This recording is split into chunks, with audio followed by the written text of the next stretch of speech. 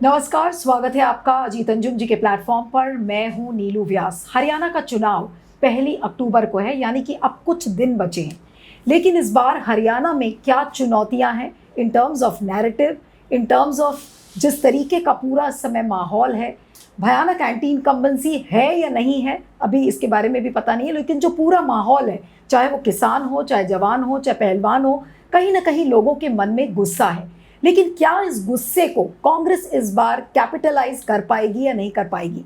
क्या कांग्रेस इस बार वापस सत्ता में आ रही है हरियाणा में? ये एक बड़ा सवाल है। हमारे साथ हरियाणा के पूर्व मुख्यमंत्री और कांग्रेस के वरिष्ठ नेता भूपेंद्र सिंह हुड्डा जी हैं। हुड्डा जी, आपका बहुत बहुत स्वागत है। Thank you so much for joining.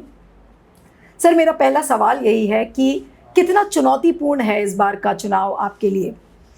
देखिए, चुनाव वो तो हर चुनाव चुनौतीपूर्ण होता है, लेकिन इस बार जो चुनाव है और जो लोकसभा के नतीजे आए हैं, उससे साफ संकेत आ रहे हैं लोगों के कि लोगों ने मन बना लिया है कि अब की बार जो चुनाव हो गया हरियाणा में कांग्रेस की सरकार बनाएंगे।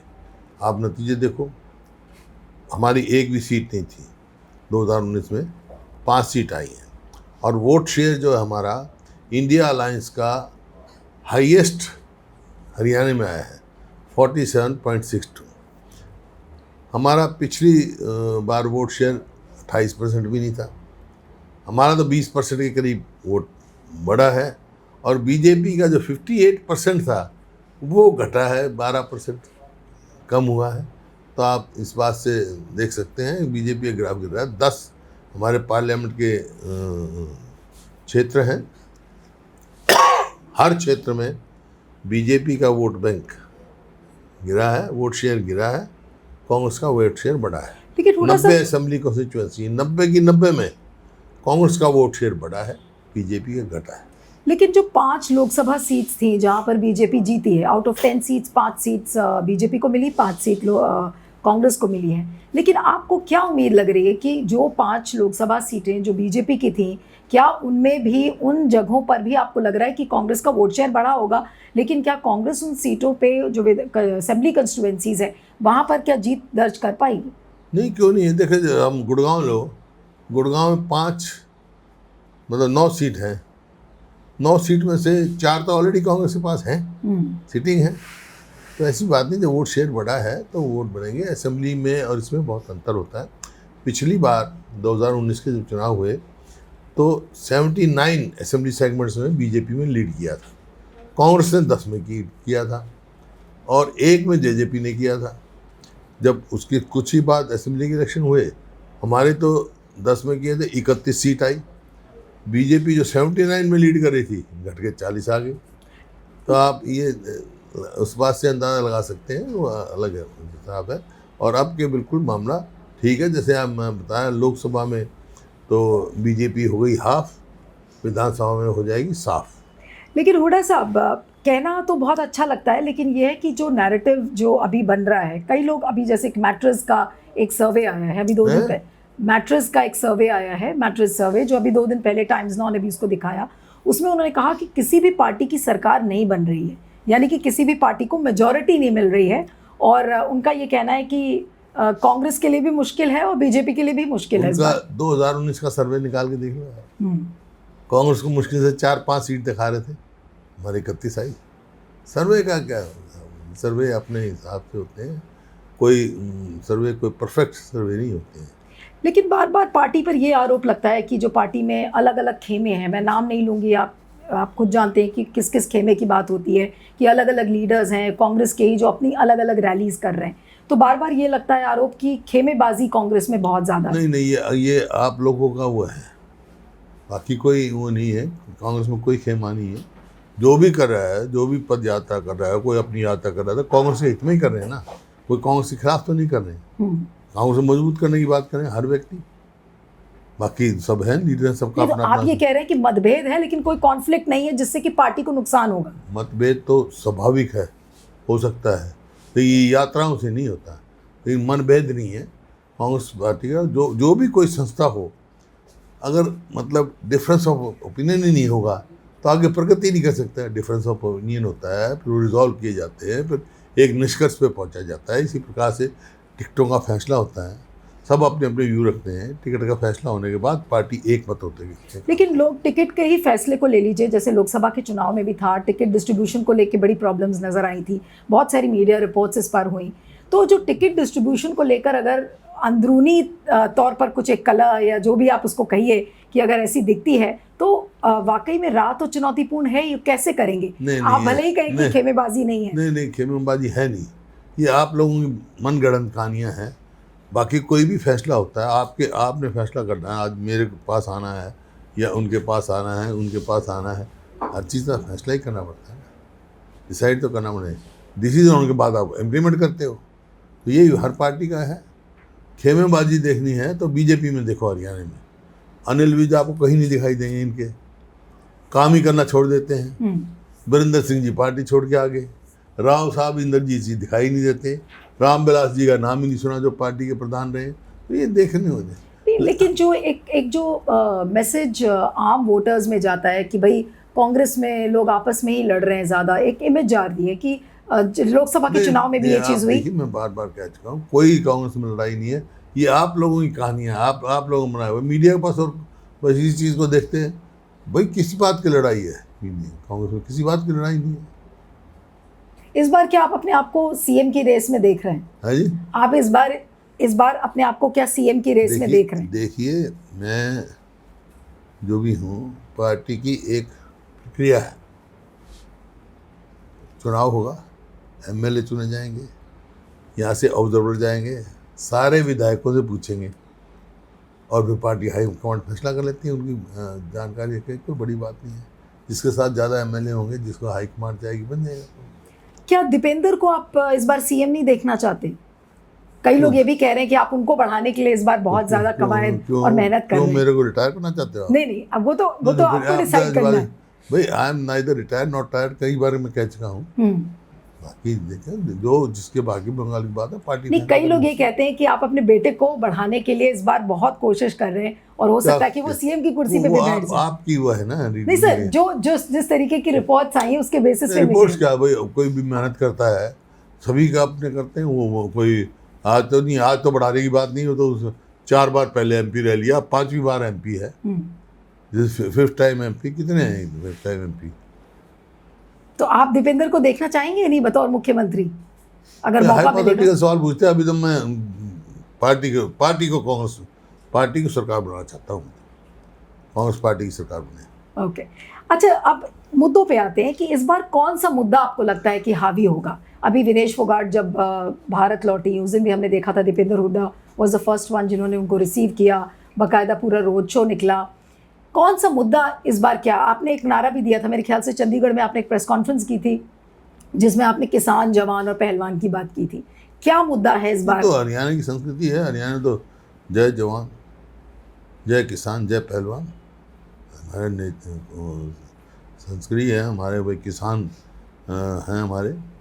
हरियाणा और पंजाब 2 ही प्रदेश हैं जो पूरे देश का पेट पाल रहे हैं, सरप्लस अनाज पैदा करते हैं। 100% श्योर है कि ये जो तीनों तबका है समाज का, किसान, पहलवान और जवान, वो आपके साथ? बिरादरी तबके तो ठीक बात है, लेकिन 36 बिरादरी जो है वो कांग्रेस का समर्थन करें। कांग्रेस की नीति है, आपको पता है, ना जात पे ना पात पे मोहर लगेगी हाथ पे। तो ये बना चुकी 36 बिरादरी, क्योंकि ये सरकार जो है 10 साल के करीब हो गए इनको, ये विफल साबित हुई है।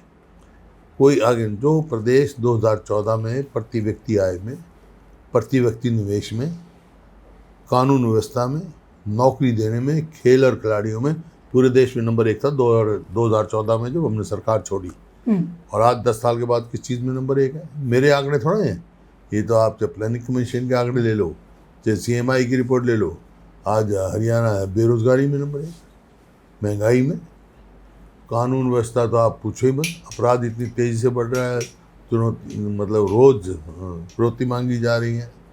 खेल और खिलाड़ियों की बात देख लो, जो हमारी पहलवान बेटियां जिन्होंने दुनिया में नाम रोशन किया हमारा, उनको जंतर मंतर में किस प्रकार से घसीटा गया और आज तक उनको न्याय नहीं मिला। नौकरी देख लो, नौकरी में हमारी सबसे ज़्यादा थी।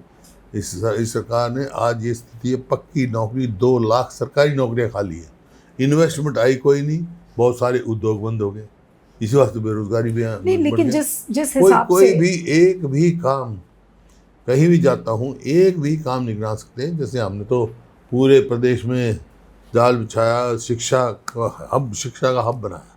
2005 से पहले जब मेरे को मौका मिला, कांग्रेस पार्टी की सरकार बनी, उससे पहले हमारे बच्चों को मेडिकल करना होता तो कर्नाटक जाना पड़ता है या महाराष्ट्र जाना, इंजीनियरिंग के लिए वहाँ जाना पड़ता। आज हमारे सब सक्षम हैं, हमारे खूब मेडिकल कॉलेज 6 तो हमने सरकारी क्षेत्र में बना दी, मेडिकल कॉलेज, इंजीनियरिंग कॉलेज बनाए, लॉ यूनिवर्सिटी बनाई, मतलब हब बनाया। नहीं, लेकिन बीजेपी जिस तरह से अब डैमेज कंट्रोल करने की कोशिश कर रही है, जैसे उन्होंने हॉरिजॉन्टल 10% रिजर्वेशन अग्निवीर के लिए ला रहे हैं, लाडली बहना की स्कीम वो ला रहे हैं, तो वो फिर किस हद तक कांग्रेस उसको ऑफसेट कर पाएगी? रिजर्वेशन आप एक्स सर्विस में तो पहले ही है, पहले ही है, कोई नई बात नहीं है। एक्स सर्विस मैन की रिजर्वेशन ऑलरेडी है भाई, जो भी चाहे अग्निवीर है वो जाएगा, तो एक्स सर्विस मैन तो हो ही गया। हालांकि ये तो भविष्य के साथ खिलवाड़ है, हम तो इस बात के बिल्कुल खिलाफ हैं। अग्निवीर का कोई मायने नहीं है, जैसे यहाँ हरियाणा में भी कर रखा है इन्होंने। हमने तो ठेका सिस्टम बंद किया था। अब 1,22,000 जो है इन्होंने कह रहे हैं वो ठेके पे लगा रखे हैं, ना उनकी पेंशन है, ना और कोई नौकरी पक्की है, वो असुरक्षित, सदैव असुरक्षित रहेंगे। अब 18 साल का बच्चा फौज में चला जाएगा, 22 साल का वापस आ जाएगा, तो आगे क्या करेगा भाई? तो ये बात है। लोग हुड्डा जी के जादू की बात करते थे, एक समय था, तो क्या इस बार हुड्डा जी का जादू इस बार कितना चल पाएगा हरियाणा के चुनाव में? कांग्रेस का जादू चलेगा, हुड्डा जी का जादू नहीं चलेगा? कांग्रेस का जादू चलेगा। मैं तो कांग्रेस में ही हूँ, कांग्रेस का जादू चलेगा। लोग मोदी मैजिक की बात करते हैं ना, इसलिए मैंने हुड्डा जी के मैजिक की बात की। मैं कह रहा हूँ मैं तो कांग्रेस में हूँ, कांग्रेस का जादू चलेगा। लेकिन सर मुझे ये बताइए कि अब जो एक रिजेंटमेंट लोगों के मन में दिख रहा है, जो लोकसभा के चुनाव में भी दिखा और जिस तरीके का मैंडेट बीजेपी को मिला है, आपको लग रहा है कि 90 में से कितनी सीटें आपको उम्मीद है कि कांग्रेस जीत पाएगी? भारी बहुमत से कांग्रेस की सरकार बनेगी। लेकिन जेजेपी, बीएसपी या एनएलडी, इनका भी अलायंस है, ये सब पार्टीज कितना नुकसान पहुंचाएंगी? क्या नुकसान? आम आदमी पार्टी भी है। देखिए हरियाणा का लोकसभा का आप देखो, साफ संकेत आया है, 5 सीट कांग्रेस को आई, 5 सीट बीजेपी को आई। वोट शेयर मैंने आपको बता दिया, हमारा हाईएस्ट है। तो यहाँ तो मुकाबला कांग्रेस और बीजेपी में है, वोट काटुओं को कोई वोट देने वाले नहीं है। लोकसभा का देख लो, ये जिनकी बात कर रहे हो आप, 1% वोट आई है, 1% से भी कम, तो कहाँ विधानसभा में एक भी सीट नहीं आने वाली। लेकिन अगर लोकसभा के चुनाव की बात करें तो 5-5 दोनों को सीट्स मिली हैं। कहीं ऐसा अगर हो गया कि कोई त्रिशंकु सरकार, ऐसी कोई स्थिति बनती है अगर मान लीजिए, तो आप फिर किस तरह से प्रिपेयर? स्पष्ट बहुमत आएगा, भारी बहुमत आएगा। लेकिन अभी चुनौती क्या है आपके सामने सबसे बड़ी चुनाव में? चुनौती होता है ये सरकार की विफलताएं और जो हमारे 10 साल की उपलब्धि है वो बताना हमारे। तो आपको लग रहा है कि जो विफलता है सरकार की, यानी कि एंटी इनकम्बेंसी, उस पर आप काफी आश्वस्त हैं कि उसके हर वर्ग इससे विमुख हो चुका है, नॉन परफॉर्मिंग गवर्नमेंट साबित हुई है। कोई अब देखो ना, इन्होंने एक पोल तो नया मेट्रो का नहीं लगाया। हमने 81 किलोमीटर जो है मेट्रो की लाइन बिछाई थी, 250 किलोमीटर हमने रेलवे लाइन बिछाई या मंजूर कराई, इन्होंने 1 इंच नहीं लगाई। हमने 4 पावर प्लांट लगाए, थर्मल पावर प्लांट लगाए, 1 न्यूक्लियर पावर प्लांट लगाया, इन्होंने 1 यूनिट बिजली नहीं पैदा की। तो किया क्या इन्होंने? कोई बड़ी संस्था लाई, आप किसी भी सेंटर का इंस्टीट्यूट का नाम ले दो, नेशनल इंस्टीट्यूट ऑफ डिज़ाइन हो, निफ्टम हो फूड टेक्नोलॉजी का हो, या निफ्ट हो national institute of fashion technology हो, या सेंट्रल यूनिवर्सिटी हो, या आपका कोई भी इंस्टीट्यूट का नाम लो आप, चाहे होटल मैनेजमेंट का हो, चाहे फुटवियर का हो, कोई भी इंस्टीट्यूट का आपने ले दो, एम्स लगा लो, IIM लगा लो, किसी का IIIT लगा लो, आप चाहे IIT लगा लो, ये सब जो है हमारे समय में आए, इनने एक नहीं लेके आए। एक भी दाम बता दें मैं इनको कहूँ भाई एक हम ही लेके आए, तो लोग देखते हैं इस बात। आपने जो विनेश फोगाट के लिए कहा था कि आप उनको राज्यसभा सीट देते अगर आपके पास असेंबली में उतनी सीट्स होती, विनेश फोगाट को आप विधानसभा चुनाव लड़ाएंगे? देखिए, क्या उनको टिकट दे रही है कांग्रेस? खिलाड़ी जो होता है वो देश का होता है, किसी पार्टी का नहीं होता। विनेश के साथ जाती हुई, उसकी फीलिंग हर्ट हुई, उसको क्यों मैंने उसी के लिए कहा था हरियाणा सरकार को उनको उतना ही मान सम्मान इनाम देना चाहिए जो गोल्ड मेडल का, और उसी उस पर कहा था कि इनको राज्यसभा में इनको चयन करना चाहिए, नॉमिनेट करना चाहिए। राष्ट्रपति भी कर सकते हैं, बीजेपी की सरकार है, या करे या खुद ये दे कि हमारा तो बहुमत नहीं है। हाँ, अगर ये नहीं करते, बहुमत हमारा होता तो हम जरूर उनको लाते, उनका जो फीलिंग हर्ट हुई है उनको हीलिंग करते हैं, और ताकि दूसरे खिलाड़ियों के लिए भी एक प्रेरणा हो। नहीं, आपकी विनेश से बात हुई, वो कैंपेन में कहाँ रहेंगी? क्या कांग्रेस के साथ वो कैंपेन करेंगी या आप उनको टिकट देंगे? खिलाड़ी से राजनीति की बात नहीं करता हूँ, मैं तो उसके मान सम्मान की बात करता हूँ। मैंने कहा खिलाड़ी किसी पार्टी की नहीं। नहीं, लेकिन जिस समय आपने राज्यसभा सीट की बात की थी तो उसी समय ये बात हुई थी कि शायद कांग्रेस उनको टिकट देगी। भाई तेंदुलकर को अपना सचिन तेंदुलकर को भी तो किया था, इनको करने में क्या है? ये राज्यसभा का है, ये कुछ सीटें होती हैं तो इस किस्म की जो उपलब्धियां जिनको मिलती हैं उन्होंने नॉमिनेट किया जाता है। लेकिन विनेश के अलावा जैसे बजरंग पुनिया भी हैं, साक्षी मलिक भी हैं, क्या उनको भी टिकट देने की कोई बात है या बिल्कुल कोई टिकट देने की नहीं, बात कोई नहीं? देने ना देने का तो सवाल बाद में होगा, जब कोई आएगा भी, कोई बात नहीं। तो आपका फाइनल फिगर सर क्या है हरियाणा असेंबली के लिए? आपका फाइनल फिगर क्या है? आउट ऑफ 90 सीट्स आप कितनी सीट्स देख रहे हैं? भारी बहुमत से कांग्रेस की सरकार बनेगी। और हुड्डा साहब मुख्यमंत्री बनेंगे? पार्टी फैसला करेगी, विधायक और पार्टी फैसला करेगी। लेकिन मान लीजिए हरियाणा की जनता फैसला करेगी, ये विधायक जिताएंगे हमारी पार्टी के, वो विधायक पर फैसला करेंगे। क्योंकि इसमें और भी नाम है, इसलिए मैं आपका बार बार नाम पूछ रही हूँ। अच्छी बात है, रणदीप सुरजेवाला, कुमारी शैलजा, इन लोगों का भी नाम आ जाता है जब हरियाणा की पॉलिटिक्स की बात होती है। राजनीति में है वो, सबका जो है अधिकार है, सब बन सकते हैं, कोई भी बन सकता है। पार्टी फैसला विधायक करेंगे और हाईकमांड करेगी, जिसका भी फैसला कर देंगे। Thank you Hooda ji, thank you so much.